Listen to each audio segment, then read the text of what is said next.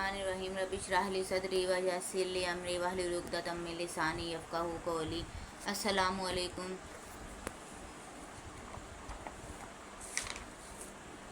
आदाब ज़िंदगी में आज हम पढ़ेंगे मैयत के आदाब। जब किसी करीबुल मर्द के पास जाएं तो ज़रा बुलंद आवाज़ से कलमा ला इलाहा इल्लल्लाह मुहम्मदुर रसूलुल्लाह पढ़ते रहें। मरीज़ से पढ़ने के लिए ना कहें। नबी सल्लल्लाहु अलैहि वसल्लम का इरशाद है कि जब मरने वाले के पास बैठो तो कलमा का जिक्र करते रहो। नज़ा के वक्त सूरह यासीन की तिलावत कीजिए। नबी सल्लल्लाहु अलैहि वसल्लम का इरशाद है कि मरने वालों के पास सूरह यासीन पढ़ा करो।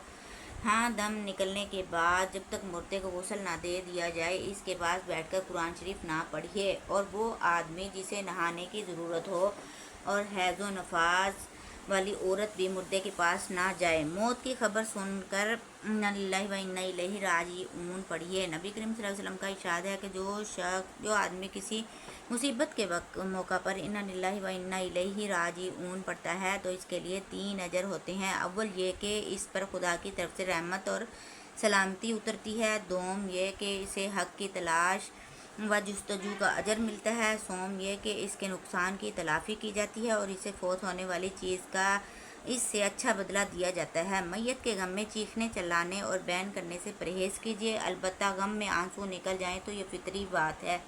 नबी सल्लल्लाहु अलैहि वसल्लम के फ़र्जंद हज़रत इब्राहीम रज़ियल्लाहु तआला अन्हु का इंतकाल हुआ तो आप सल्लल्लाहु अलैहि वसल्लम की आंखों से आंसू बह पड़े। इसी तरह आपके नवासे इब्ने ज़ैनब का इंतकाल हुआ तो आपकी आंखों से आंसू रुवां हो गए। पूछा गया, या रसूलल्लाह ये क्या है?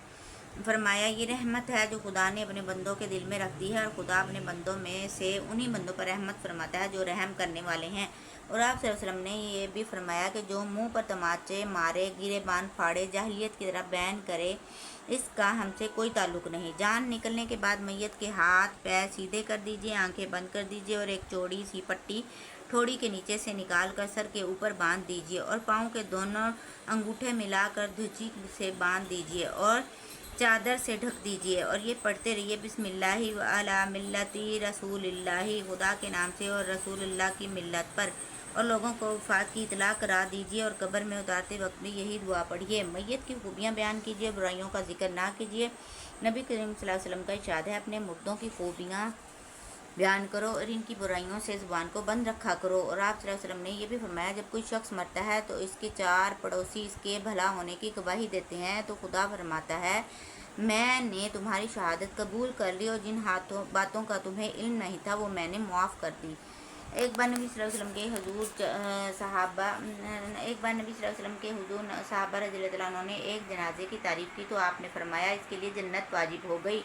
लोगों, तुम ज़मीन पर खुदा के गवाह हो। तुम जिसे अच्छा कहते हो खुदा उसे जन्नत में दाखिल कर देता है और जिसे तुम बुरा कहते हो खुदा इसे दोज़ख में भेज देता है। आप सल्लल्लाहु अलैहि वसल्लम ने यह भी फरमाया कि जब किसी मरीज़ की अयाद को जाओ या किसी जनाजे की शिरकत में करो, हमेशा ज़ुबान से खैर के कलमात कहो, क्योंकि फरिश्ते तुम्हारी बातों पर आमीन कहते हैं।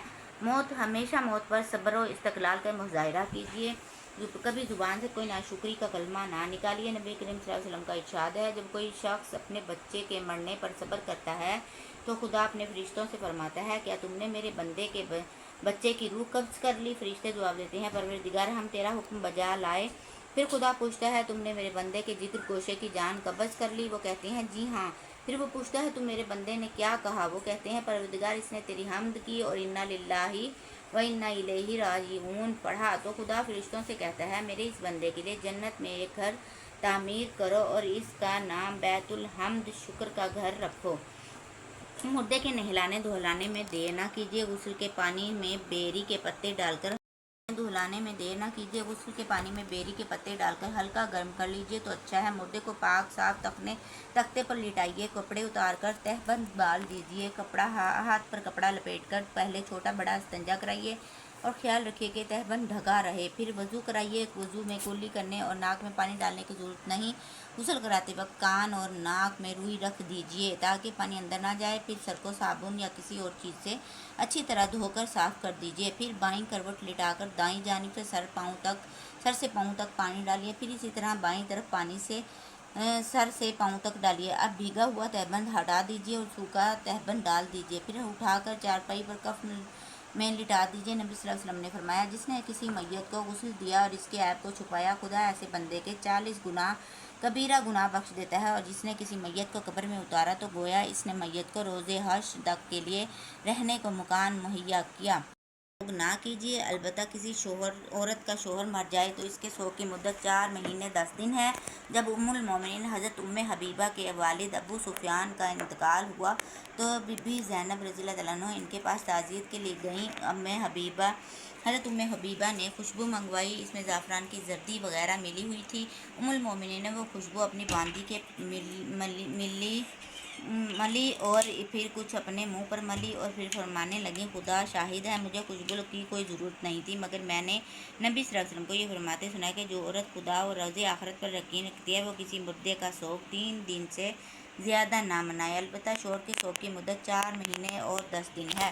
میت کی طرف سے حسب حیثیت صدقہ اور خیرات بھی کیجیے، البتہ اس معاملے میں غیر مسنون رسموں سے سختی کے ساتھ بچنے کی کوشش کیجیے۔ یہاں پہ میت کے آداب ختم ہوتے ہیں۔ ناظرین، ہمیں چاہیے کہ ہم بھی غسل کا طریقہ بھی سیکھیں اور میت کو نہلانے اور دفنانے کا طریقہ بھی ہمیں آنا چاہیے اور اپنے بچوں کو بھی سکھانا چاہیے۔ اس کے ساتھ ہی مجھے اجازت دیے، اللہ حافظ۔